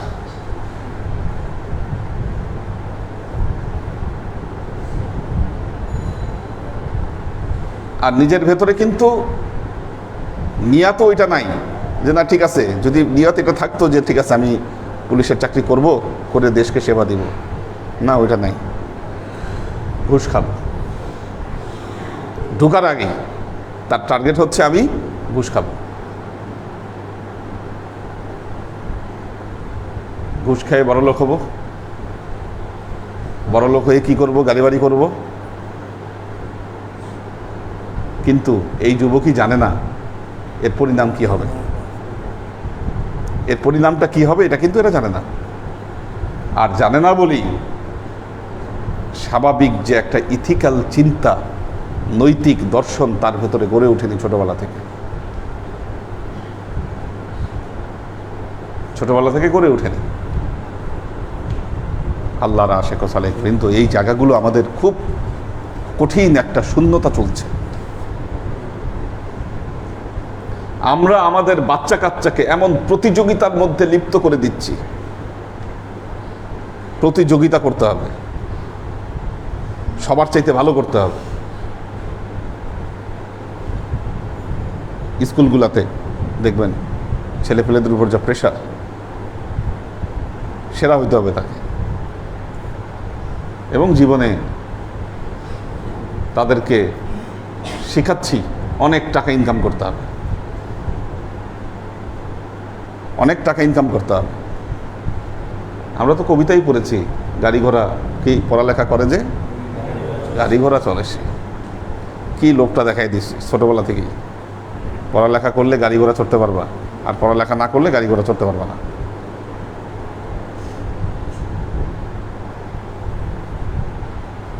তো আল্লাহর আশেক ও সালেক বৃন্দ, কিচ্ছু হবে না ভেতরে যদি নবীর দর্শন না দিয়ে তাকে বড়লোক হবার দর্শন দেন। বৃদ্ধ জীবনে আপনাকে বৃদ্ধাশ্রমে থাকতে হবে, এটা আপনি নিশ্চিত থাকেন, প্রস্তুতি নিয়ে থাকেন। আপনাকে বৃদ্ধাশ্রমে যেতে হবে, কোনো বিকল্প নাই এর। কাজেই কি করতে যাচ্ছেন, কি করছেন, ভবিষ্যৎ সময়ের জন্য সতর্ক হন। ফাদলাম মিনাল্লাহ ওয়া নি'মাতান ওয়াল্লাহু আলিমুন হাকীম। ফাদলাম মিনাল্লাহ ওয়া নি'মাতান, এটা আল্লাহর তরফ থেকে তোমাদের জন্য ফজল এবং নিয়ামত। কে কে? মুহাম্মদ রাসূলুল্লাহ সাল্লাল্লাহু আলাইহি ওয়াসাল্লাম। এটাই সবচেয়ে বড় নিয়ামত, এটাই সবচেয়ে বড় করুণা তোমাদের উপর।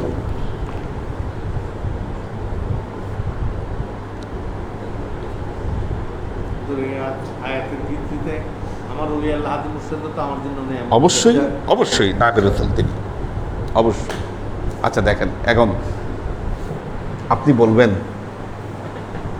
কেমনে, কিভাবে? ফাদলাম মিনাল্লাহ,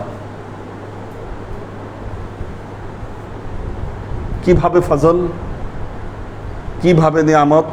নবীর উম্মত খুঁজে পাচ্ছে না, নবীর উম্মত খুঁজে পাচ্ছে না। ফাদলাম মিনাল্লাহ ওয়া নিয়ামাতান।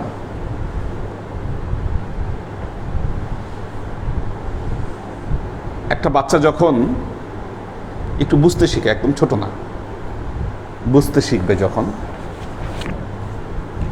তখন দেখবেন পড়ালেখা করবে, করে সে চিন্তা করে যে আচ্ছা ঠিক আছে, আমি কোন সাবজেক্টে পড়ালেখা করব, পড়ালেখা করে আসলে কোন সাবজেক্ট থেকে কত ভালো চাকরি বা কত ভালো ইনকামের চাকরি পাওয়া যাবে। এখন এখানে আল্লাহ কোরআনে বলেছেন ফাদলাম মিনাল্লাহ ওয়া রাহমাতা, আল্লাহর নবী হচ্ছে তোমাদের জন্য ফজল এবং রহমত।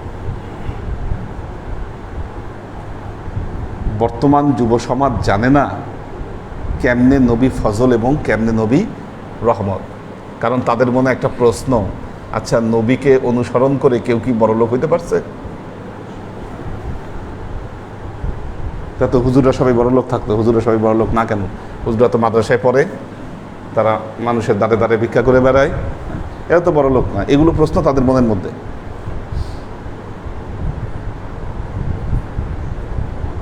দোষ তো আমাদের, দোষ তো আমাদের। কেন? কারণ আমার ছেলেপেলেকে আমি শিখিয়েছি এবাদত বন্দেগী করো, করলে আল্লাহ কি করবে? তোমাকে জান্নাত দিবে, বিনিময়ে পাওয়ার জন্য এবাদত বন্দেগী করো। কি লোভটা তো শুরুতেই ঢুকাই দিছি।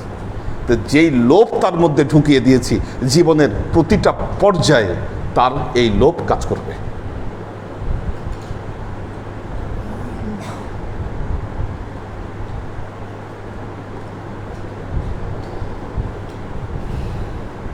আমাকে একজন প্রশ্ন করলো, আচ্ছা হুজুররা ঈদে মিলাদুন্নবীতে যে এত কিছু করে, এটাতে কোনো সওয়াব আসেনি? কোনো প্রমাণ আছে যে এটাতে সওয়াব আছে? আমি বললাম সওয়াব দিয়ে কি করব? তো ভরকায় গেল, বলে কি সওয়াব দিয়ে কি করবেন? মানে সওয়াব না হইলে কেমনে জান্নাতে যাবেন? কোথায় লেখা আছে সওয়াবের বিনিময়ে আল্লাহ জান্নাত দিবে? দেখান, বলেন, পবিত্র কোরআন এবং হাদিস থেকে কোট করেন, কি কোথায় লেখা আছে? ইন্নাল্লাযীনা আমানু ওয়া আমিলুস সালিহাত। কি সওয়াবের কথা তো কোনো জায়গায় আসে নাই। পাইছেন কোথায় এই জিনিস? এই ধান্দাবাজি এটা পাইছেন কোথায়? খালি সওয়াব না, ছোটবেলায় দেখতাম হুজুরা যখন ওয়াজ করতেছে কোটি কোটি খালি সওয়াবের ওয়াজ। এতদিন যে কোরআন হাদিস পড়াইলাম, কি এই কোটি কোটি সওয়াবের একটাও পাইছেন কোন হাদিস? বানোয়াট মিথ্যা কথাবার্তা বলে মানুষের ভেতরে দেখেন একজন মুসলমানের মোরালিটি কিভাবে নষ্ট করে দিয়েছে ছোটবেলা থেকে। ইবাদত বন্দেগী কেন করবা?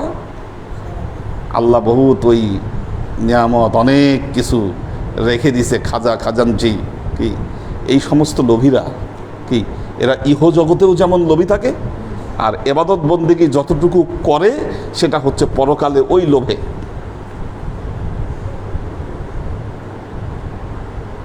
খুব নিকৃষ্ট শ্রেণীর মানুষেরা। তাহলে কেন বন্দেগী করবেন? যে আল্লাহ আমাকে, রব আমাকে সৃষ্টি করেছেন, তার জন্য আমি জীবনকে উৎসর্গ করেছি, তার সন্তুষ্টির জন্যই আমি করব যতটুকু করব।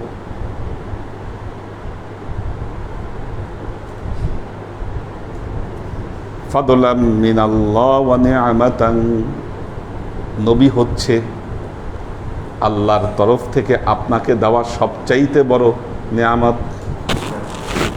আল্লাহর সবচাইতে বড় করুণা,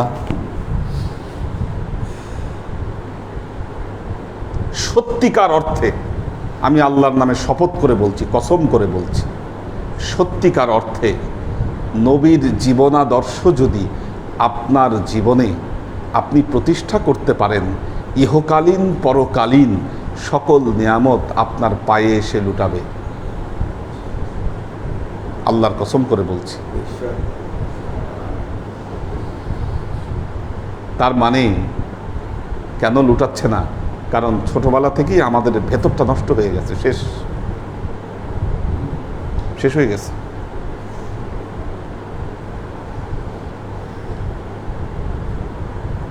আল্লাহর আশেক ও সালেক বৃন্দ,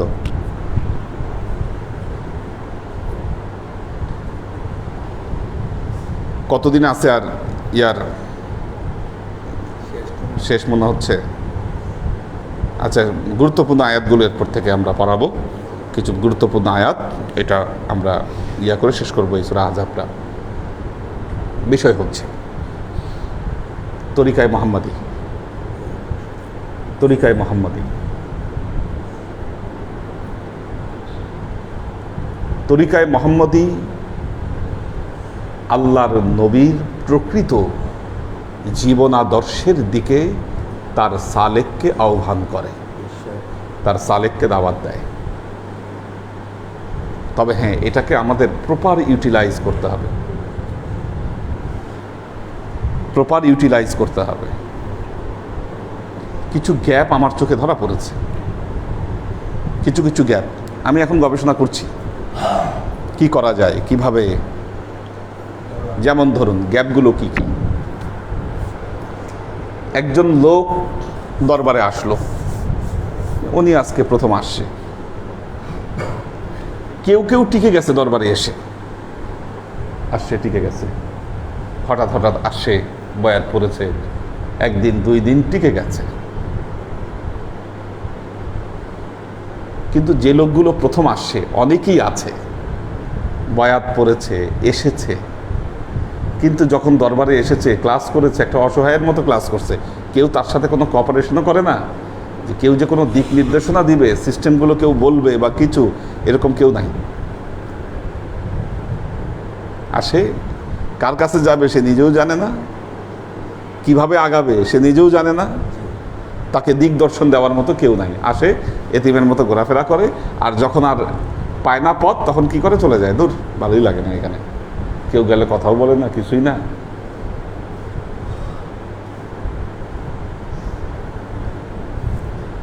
আমাদের যেটা করা উচিত, যিনি বয়াত পড়ছেন, নতুন সালেক আসছেন, তাকে কারো সাথে ট্যাগ করে দিতে হবে।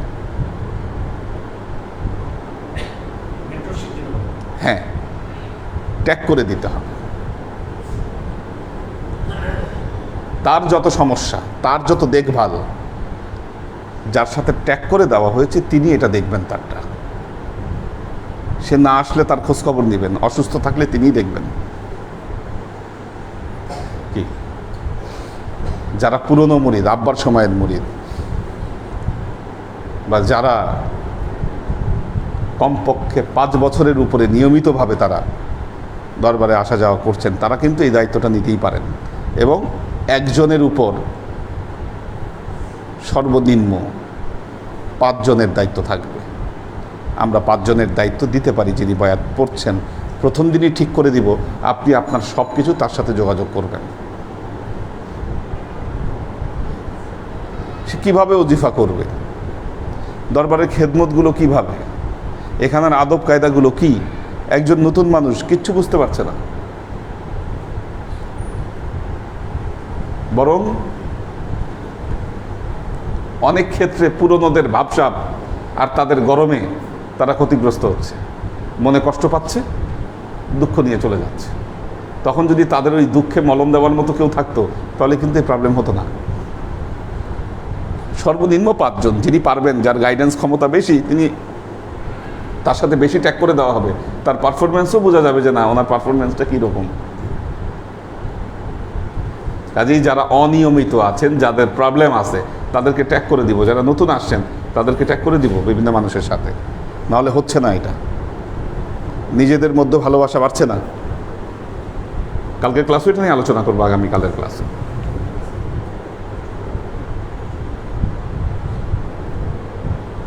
এই যে আমাদের শরীফুজ্জামান মিল্টন, কতদিন ধরে আপনি মুরিদ?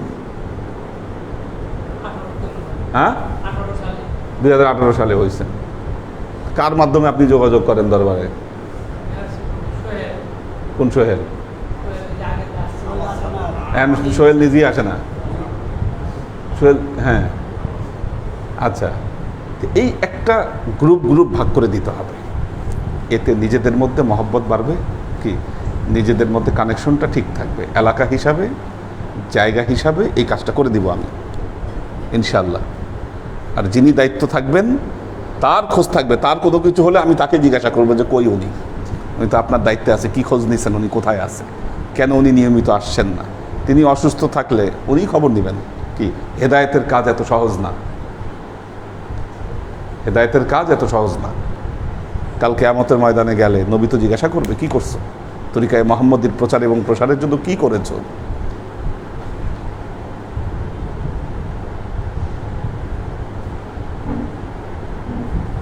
সিস্টেমে আনতে হবে এটা। যাদেরকে ক্লাসে খুঁজে পাওয়া যায় না, দীর্ঘদিন ধরে যারা অ্যাবসেন্ট, নতুন বয়াত পড়েছেন, নতুন মুরিদ হয়েছেন, যারা সেট হয়ে গেছেন তারা কিন্তু আল্লাহর বিশেষ রহমতে সেট হয়েছেন। কিন্তু যাদেরকে আমরা সেট করতে পারিনি, এই যে ওনাকে আনছে সোহেল, এখন সেই নাই, কেন, কোথায় গেল সে, কেন সে থাকলো না, এর উত্তর আমাদের কারো কাছে নাই। আচ্ছা, বললাম তো এটার উত্তর আমাদের কারো কাছে নাই। কেন গেল, এটার অ্যান্সার হচ্ছে এটা আমাদের ব্যর্থতা। ব্যর্থতা আমাদের। যদি একজনের সাথে উনি থাকতো তাহলে আজকে তার এই অবস্থা হতো না। আমাদের এখানে মেন্টরশিপ গড়ে উঠেনি সেভাবে, কিন্তু গড়তে হবে তো, গড়তে হবে। আমাদের দরবার এবং তরিকা যেভাবে স্প্রেড করছে, পরবর্তীতে আরো বড় বড় দায়িত্ব নিতে হবে। কয় জায়গায় আমি যাব, কয় জায়গায় আমি সামলাবো, আমি সব জায়গায় যেতে পারবো না, সম্ভব হবে না। কারণ আপনারা জানেন আমি একটা মুহূর্ত কাজ ছাড়া থাকি না। আজকে সকালে ফজরের পর বের হয়ে গেছি, বাসায় আসছি বিকালে এসে আসরের নামাজ পড়ছি আপনাদের সাথে, তারপর থেকেও আসি বিভিন্ন কাজের মধ্যে। কাজেই আপনাদেরকেও অনেক দায়িত্ব নিতে হবে। যখন তরিকায়ে মুহাম্মদীর দায়িত্ব নিয়েছেন, তার মানে কি বড় একটা দায়িত্ব কাঁধে নিয়েছেন। আল্লাহ আমাদের সবাইকে কবুল করুন। দাও দেখি কারা কারা আছেন।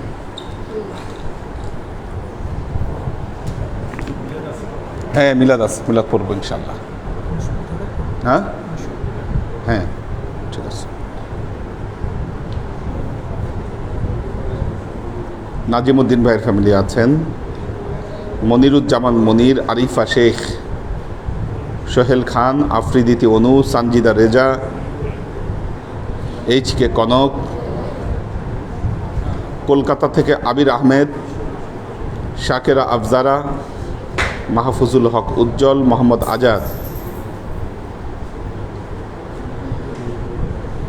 রকিবুল হাসান আশিকি, আমাদের হাসিব ভাই আছেন, হাসিব ভাইয়ের খেদমত পেয়েছি, মিতু ইসলাম, আব্দুল সাত্তার ভাই আছেন, মোহাম্মদ মিল্টন, আলাউদ্দিন মিয়া, সাফায়েতুল্লাহ রঞ্জন,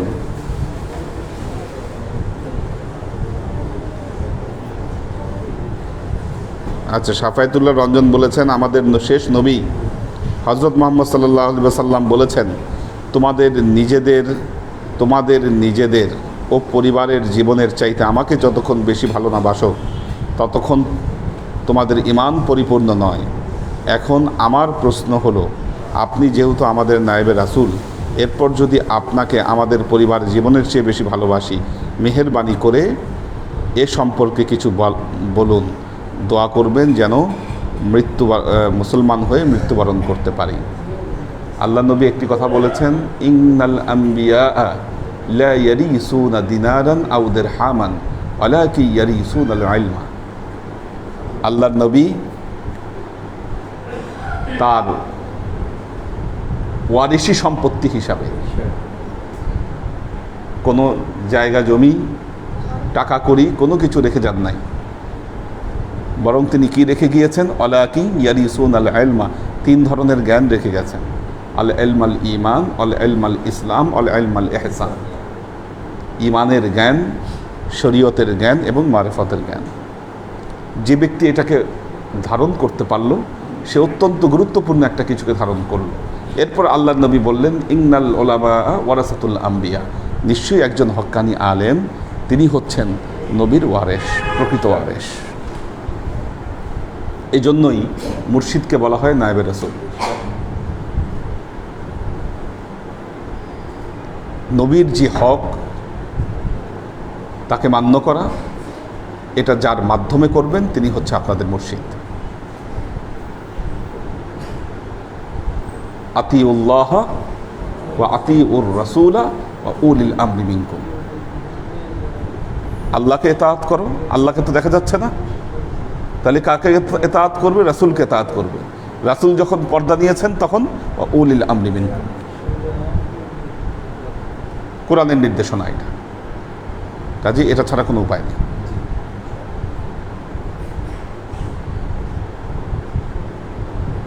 মোহাম্মদ দেলাওয়ার হোসেন,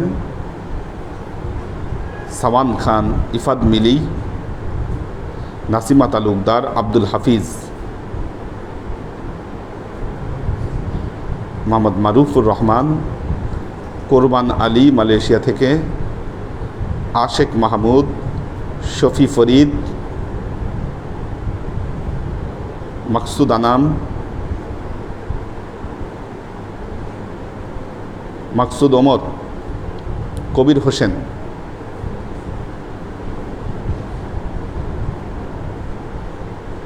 মোহাম্মদ আলাউদ্দিন, শামীম আরা, নুরুল ইসলাম ফরিদপুর, আইরিন সুলতানা,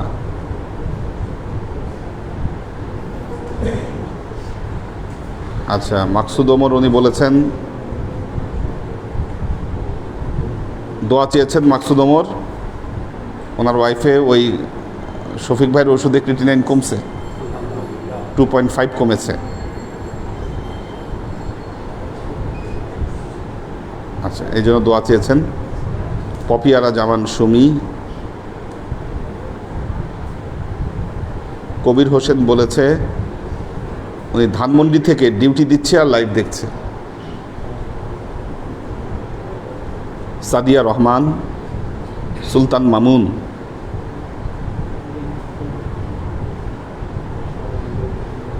ওমর শরীফ, আল্লাহ সবাইকে ভালো রাখুন, সুস্থ রাখুন।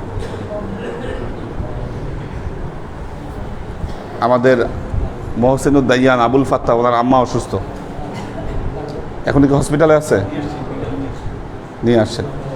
আচ্ছা, বয়স হয়ে গেলে এরকম হয়, অবস্থাটা হয়ে যায় আর কি। ঠিক আছে, বয়স তো অনেক হয়েছে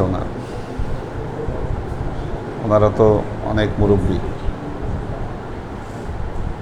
আল্লাহ সুস্থ রাখুন, সবাই দোয়া করবেন। ওয়া আশরাকাল বদরু আলাইনা ওয়াক্তাফাত মিনহুল বুদুর مثل حسنك ما رعينا قط يا وجه السرور صلى الله على محمد صلى الله وسلم صلى الله على محمد صلى الله عليه وسلم صلى الله على محمد صلى الله عليه وسلم يا حبيبي يا محمد يا عروس الخافقين يا مؤيد يا ممدد يا إمام القبلتين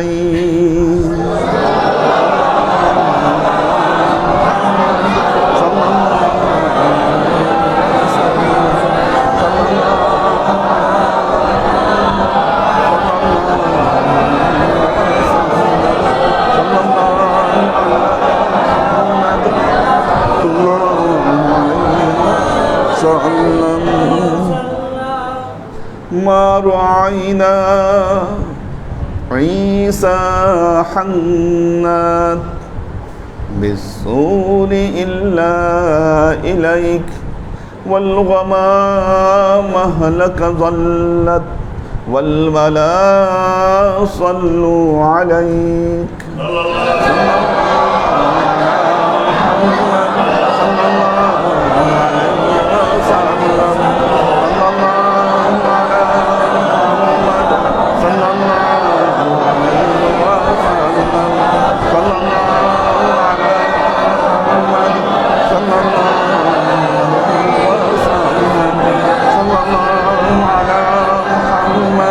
صلى الله عليه وسلم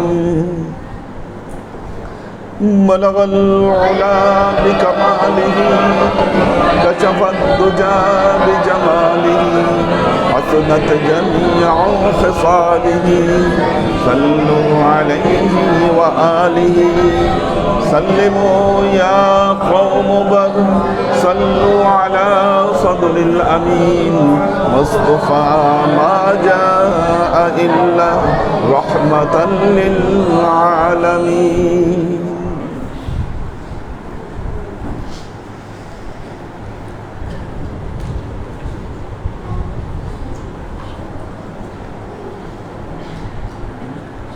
সিলেট কুমারপুর কাছে থাকে الله বিশেষ الله يحفظك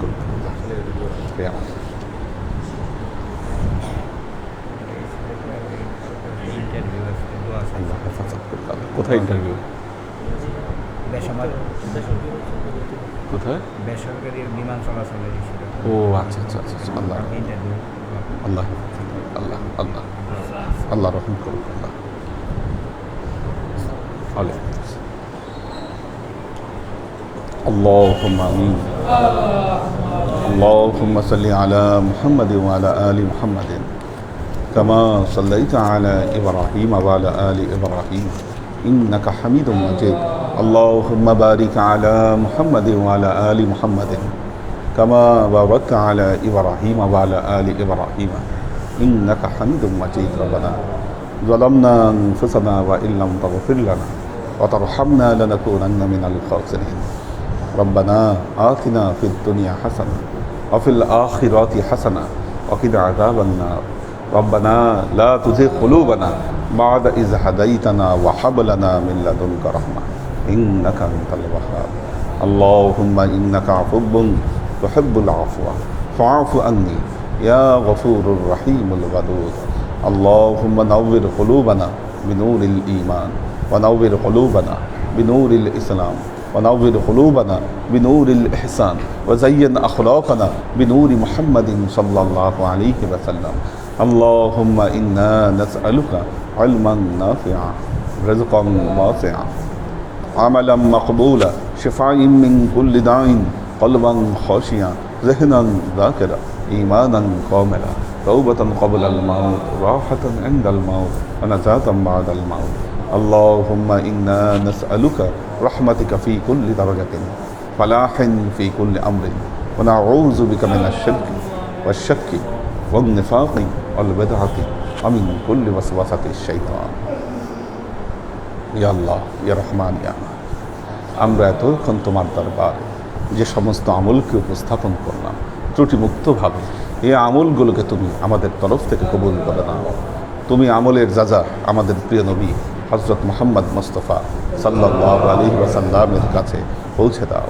আল্লাহ আমাদের নবীর পরিবারবর্গের কাছে তুমি এর যাজাকে পৌঁছে দাও।